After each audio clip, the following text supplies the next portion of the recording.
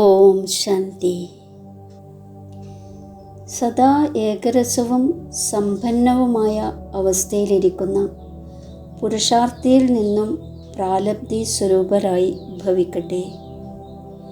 ബാപ്പദാദ വദനത്തിൽ നിന്ന് കാണുകയാണ്, ധാരാളം കുട്ടികളുടെ അവസ്ഥ വളരെ മാറിക്കൊണ്ടിരിക്കുകയാണ്. ചിലപ്പോൾ ആശ്ചര്യത്തിൻ്റെ മൂഡ്, ചിലപ്പോൾ ചോദ്യചിഹ്നത്തിൻ്റെ അവസ്ഥ, ചിലപ്പോൾ കൺഫ്യൂഷൻ്റെ അതായത് സംശയത്തിൻ്റെ അവസ്ഥ, ചിലപ്പോൾ ടെൻഷൻ, ചിലപ്പോൾ അറ്റൻഷൻ്റെ ഊഞ്ഞാലിൽ. എന്നാൽ സംഗമയുഗം പ്രാലബ്ധിയുടെ യുഗമാണ്, അല്ലാതെ പുരുഷാർത്ഥിയുടേതല്ല.